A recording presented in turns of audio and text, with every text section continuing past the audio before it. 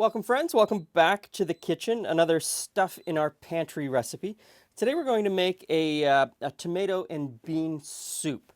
It's a super simple soup, comes together really quickly, and it uses mostly tinned or canned goods with a couple of fresh vegetables, mostly just onion.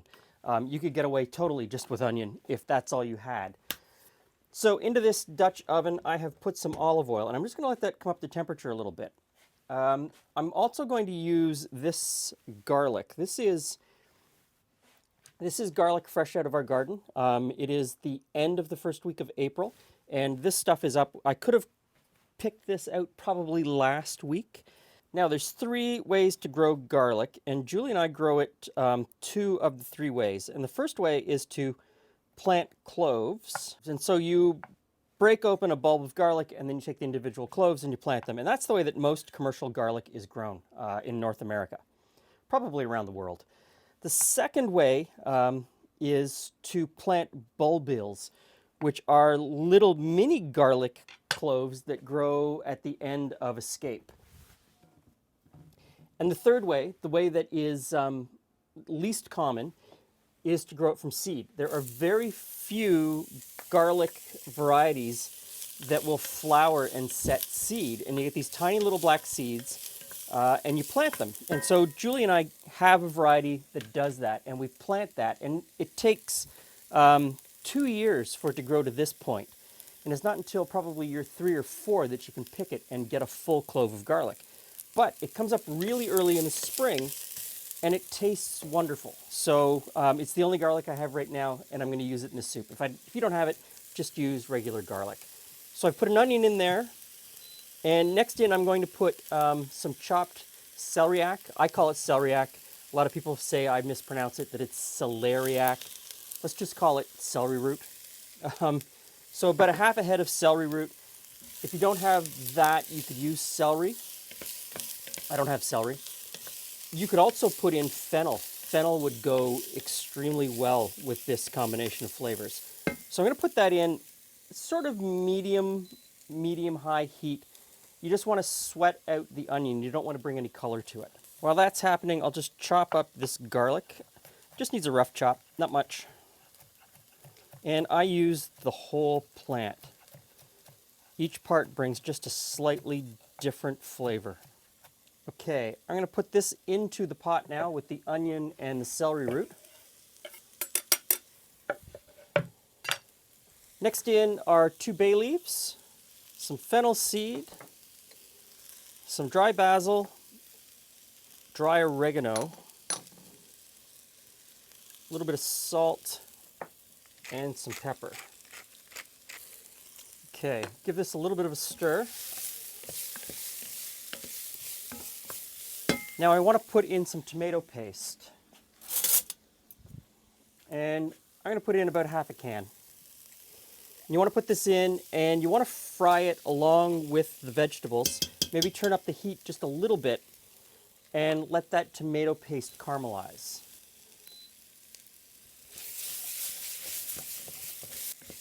Okay, we are almost there. So I've got a can of whole tomatoes, and I'm going to put that in. Now, after you put these in, I'm just going to break them up with the back of the spatula. You could use any tomato that you have. You could use chopped tomatoes, diced tomatoes. Any kind of canned tomato would work. I'm filming this in April 2020, so I understand the limitations that some of us are under. Now you need 2 cans of beans. Don't look at that sandwich loaf. I see you looking at that sandwich loaf. That's for later. We're making soup.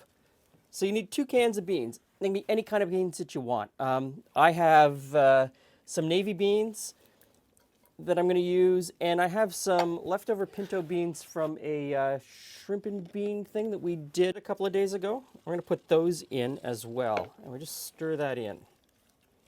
If what you have are dry beans, you can use those as well. Take about a cup of dry beans, soak them overnight, and then boil them until they're cooked through. A lot of people don't even soak them overnight, just cover them with water and boil them for about an hour, hour and a half until they're cooked through. And then you just drain them and put them into the soup. And it would really help if you put a sliced up onion in the water as you were boiling the beans, just to give a little bit more flavor. Next in is some stock. Desperate times, and I don't have any homemade stock. Not saying that you always have to have homemade stock. Stock in a carton is great. And I'm using vegetable stock this time. But of course, depending on what you like, you could put in chicken stock or pork stock or any stock that you have. And if you don't have stock, you could just use water. Water would be just fine in this instance. The last thing I want to put in here is some vinegar, just to add a little bit of acid. And I know that a lot of people think that tomatoes are too acidic. I don't think that they're too acidic. I like the acid from them. But I find that putting in just a little bit of vinegar at the end sort of brings another brightness to it. And so this is an ice cider vinegar. It's from Quebec. They leave the apples on the trees until they freeze, and then they make cider from it, just like you would make ice wine. And then they turn that cider into vinegar, and it is absolutely incredible. If you don't have that, any apple vinegar, any apple cider vinegar would do, any wine vinegar would do, even straight up white distilled vinegar would be fine. You just want to bring a little bit of that brightness, and I can already smell it brightening up. Okay, as this comes up to a simmer, let's give it a taste and see where we are.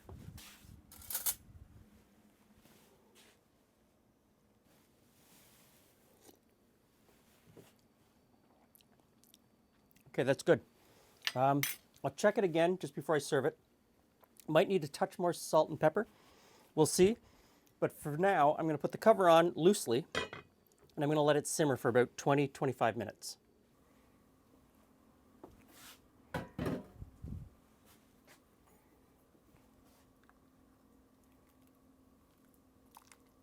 Okay. Now it's time for soup. So it's a tomato bean soup. Tomatoes and beans. Tomatoes and beans. I mean, it's, you know. It's hot. It just came from the stove. All right. Okay, I really like the flavor though. Even though I almost burnt my mouth, I really do like the flavor. It's subtle. Like it's not, there's nothing that's overpowering in any direction, I don't think.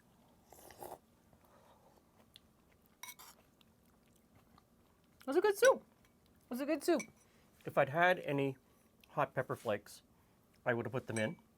We're out. We're out of hot pepper flakes. How did that happen? And normally I just run to the grocery store, but you can't just run to the grocery store anymore. So we're going to do without the hot pepper flakes. I think that would add just a little bit of a zip to it. But this is good. And white sandwich loaf that we made. You can check out that video somewhere else, but this would be really good. It's a great way also to kind of just nibble on it without it being too, when it's still too hot. Or nibble it.